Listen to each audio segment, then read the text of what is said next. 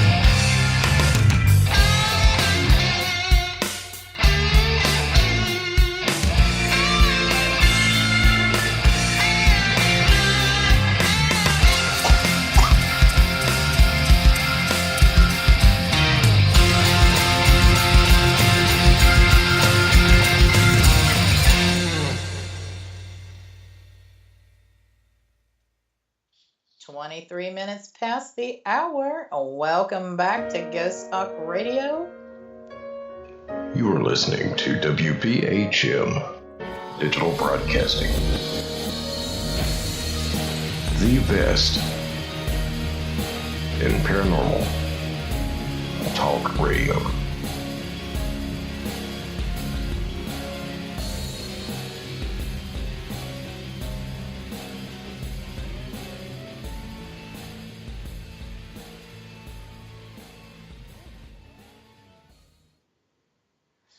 Twenty-three minutes past the hour. Welcome back to Ghost Talk Radio with me as your host, Shelly Robertson. And if you just tuned in, I invite you all to join me in chat at wbhm-db.com, where you can ask me any questions you may have. I've been discussing research cases within this jail. Now, if you missed the first part of the show, no. You can catch the show archive on Spreaker, Google Play, Heart Radio at your leisure. Before the break, I was discussing the Nancy Eagleson murder case.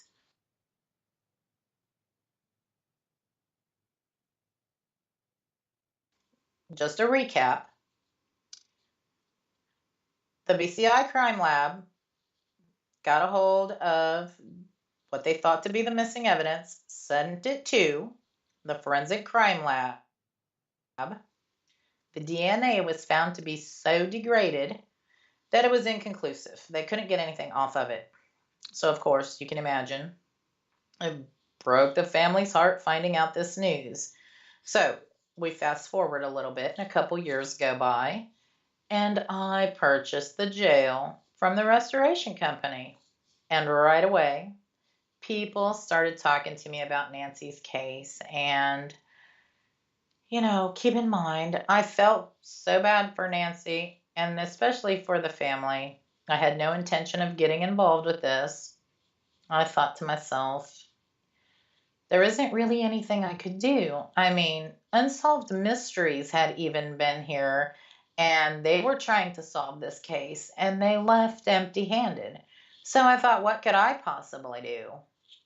I had folks wanting to dig up the basement floor. People were telling me the gun came up missing, and folks thought it was hidden somewhere in the jail, which I did look for the gun. I even got a metal detector out, and I scanned the basement floors, and so far, I have found no gun. I'm not confident that it's there. I think it's not there. So, like I said, she was kidnapped and killed November 13th, 1960, while walking home from a movie theater with her 5-year-old sister. And I couldn't imagine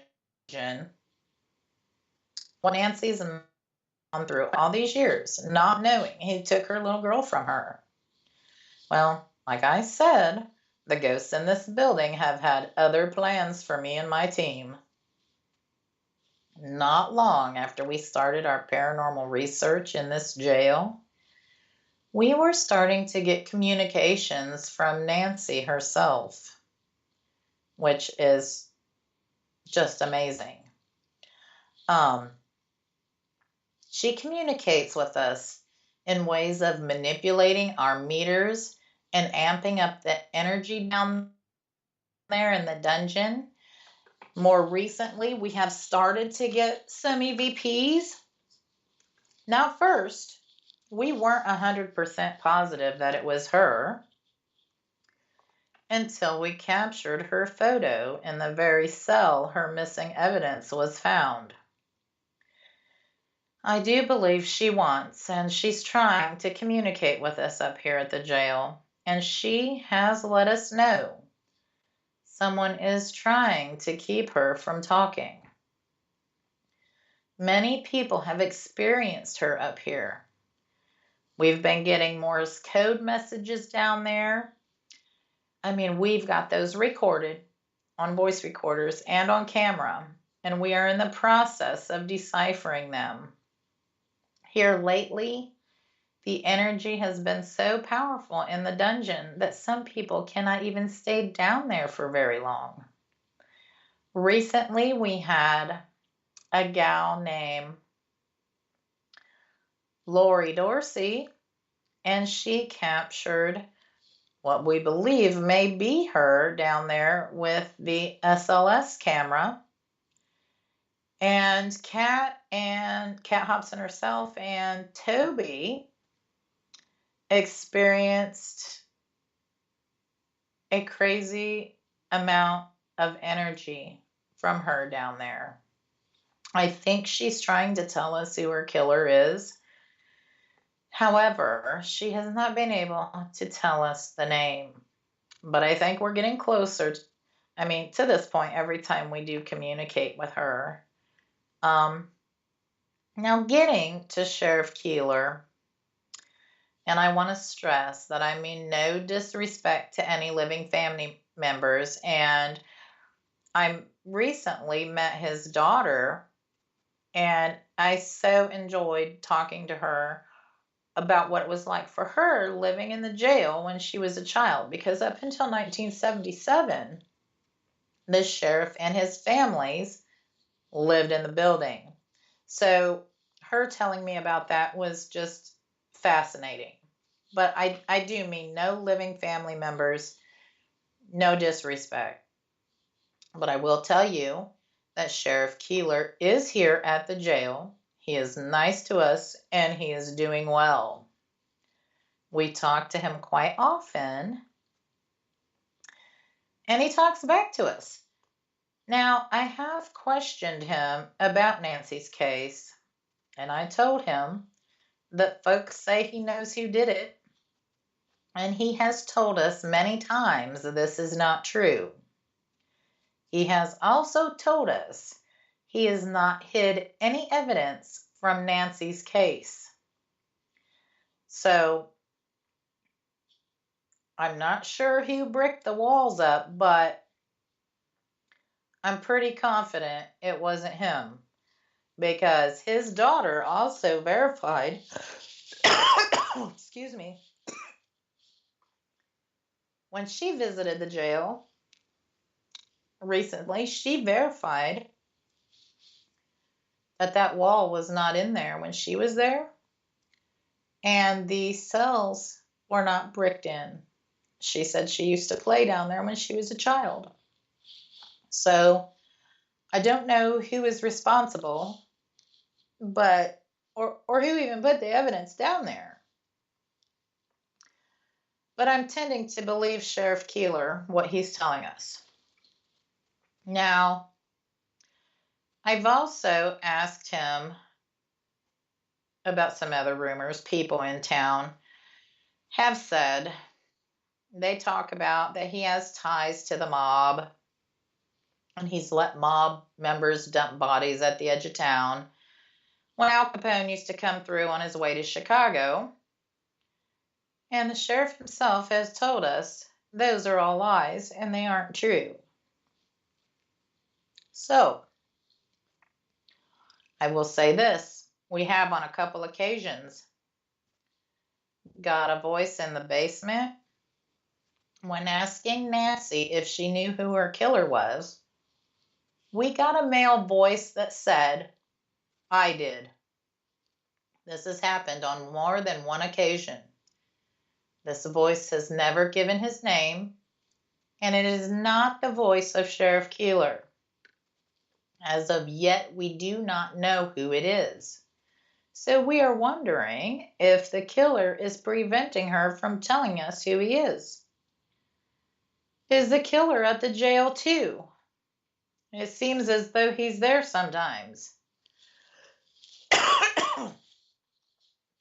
This is the stuff we are trying to figure out. In time, I do believe we will find out who